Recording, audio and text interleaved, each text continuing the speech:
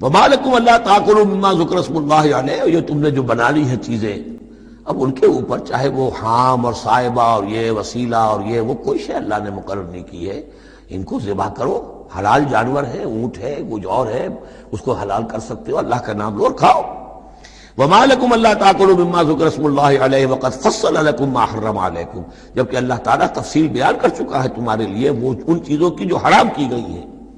یہ سورۃ النحل کے اندر بھی یہ مضمون چونکہ آیا تھا، وہ آگے چل کر پڑھیں گے 14ویں پارے میں، لہذا وہ صورت اس سے پہلے نازل ہوئی ہے، لہذا فرمایا جا رہا ہے کہ وہ تمہارے اوپر اس کی تفصیل پہلے بیان کی جا چکی ہے۔ الا ما اضطررتم الیہ، اس میں بھی تمہارے لیے گنجائش ہے کہ اگر اضطرار ہے، جان پر بنی ہوئی ہے، بھوک سے جان نکل رہی ہے، تو ان حرام چیزوں میں سے بھی کچھ کھا کر جان بچائی جا سکتی ہے۔